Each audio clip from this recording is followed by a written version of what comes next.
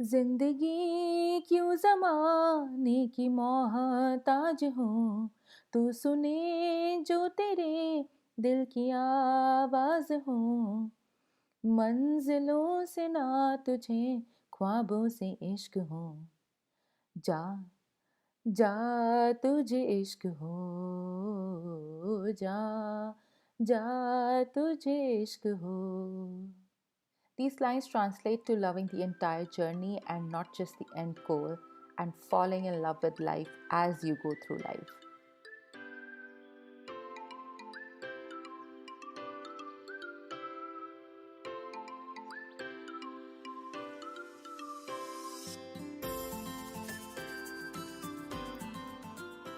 I just realized that this episode drops on April 22, which holds two contrasting meanings. But I'm choosing the one that gives me power, just like the theme of this episode.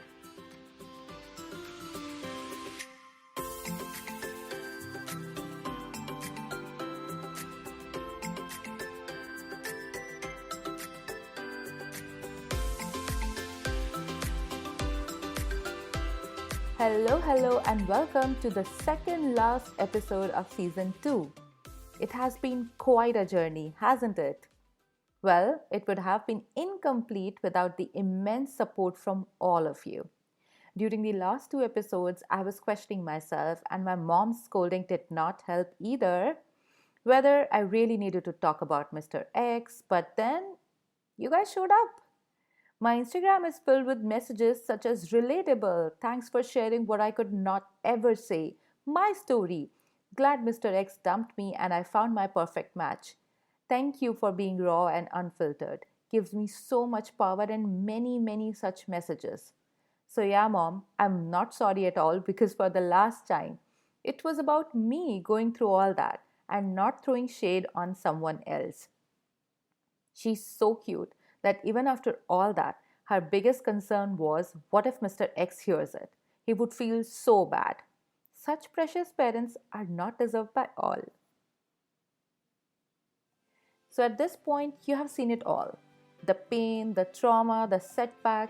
And as we inch closer to the finale, let me take you on the ride to experience my healing journey, where, regardless of my asking, help came from everywhere.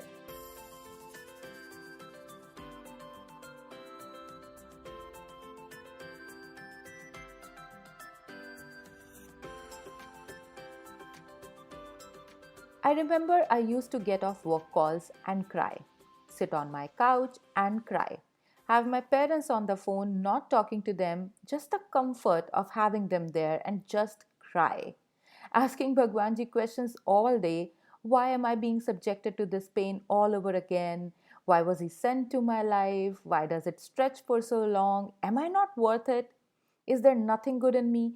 And so many other whys. My parents wanted to come to the US to be with me, but I strictly refused, arguing that they were more needed there and that it would be expensive. Truth be told, I can be very stubborn, especially when someone wants to help me. Not my best trait, I know, but we are working on it. They wanted me to come back, which I seriously started considering. But then one day, while I was sobbing, I heard my dad crying over the phone because I was in pain. And that became the beginning of my healing. My first thought was that only I could make my dad cry. He could not be crying because of the pain inflicted by some boy. Not my papa ever. Side note, this is the first time it hit me that I could need my family too and not the opposite all the time, and the distance is for real. My friends had no idea what I was going through. They knew things were shaky, but they were unaware of all that happened. It was Joan's farewell where I saw them for the first time after all this. I did not want to go, fearing I might ruin her day. But then, when was I gonna see her once she flies back to Manila? So I went, and magic began to happen. They all were waiting for me, and crying with them across different bars in the Upper East Side, that healed something in me. I was confused. So, does this mean such love exists? Where people just hold you and let you be? I was so confused.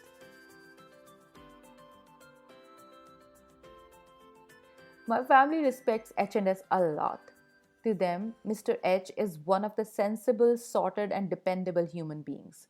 So, Mr. H saying that he might be your lesson, but you will always be his biggest loss, began to heal another self doubt in me. H&S both gave me a safe space to cry, heal, break down, and repeat for weeks. They took care of me as their own child. My then 3-year old niece was wiping my tears, running to give me hugs whenever she saw me crying or heard me sob. I was associating my self worth to the inability of Mr. X.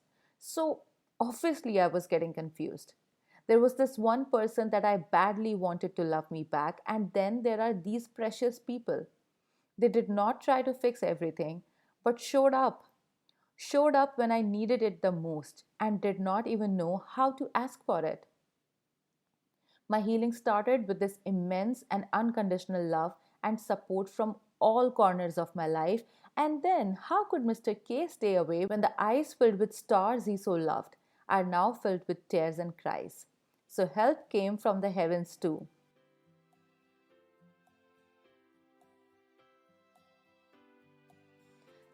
Now, people can say anything they want about me believing that Mr. K came to help as he always does, but hey, it's my story. I felt it and it healed a big part of me.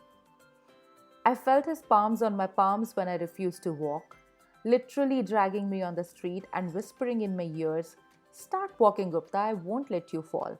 I'm here." And I began to walk. I have goosebumps as I tell you this, but that's the truth. So Mr. K is showing up, like literally a person who is happily dancing in heaven, maybe clinking his favorite scotch with his friends there, chilling on a beach in heaven, who knows? But once again, coming down to my rescue because years ago, he promised his love to me and said he would always be there, and oh my god, he still keeps his word. So if he is making that journey, I'm definitely not that bad of a person or that undeserving of love. My friends here, HNS, and even my niece's love begin to overpower all my self doubts. Let me remind you that I met all of them in 2021 and had no prior ties. So, even in that short span, if they loved me this way, if they could choose to love me not only at my fun times but more so at one of my worst times, then I am not the problem. If they all are willing to stand by me, if they are still choosing me, then 100% I have been knocking on the wrong door. Because here I did not say a word, and they were holding my pieces as I crumbled, without any expectations, without any motives. They all were just there. I'm a creative person. I took solace in coloring and I was channeling my feelings through words, which helped me stop asking why. And I finally accepted the findings from the endless analysis brewing in my head that, oh my god, he has never loved me. He loved his checklists, but not me. And we all know acceptance is the first step in recovery. Around the same time, my mom was unwell, so she needed me and I needed them. So I took a trip back home, and this long trip helped as well.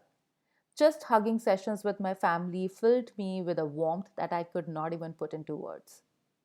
As an Indian family, it does not come easily to my family to talk about such feelings. We have all made progress, but it's still a battle for Papa. But after a few mini fights, he reluctantly agreed to participate, and once again, I knew that he meant it whenever he says that I'm his lifeline, and he says it quite often. I did not see anyone during that 40-day trip and just stayed home. That was the final step in my healing, I believe.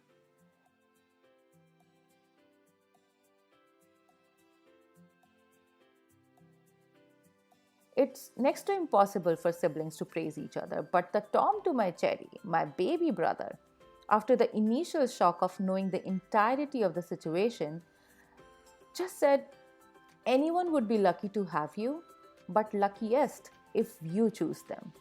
And the reminder this trip came with, that elder daughter is needed, All of this was more than enough to help me step in my blooming era.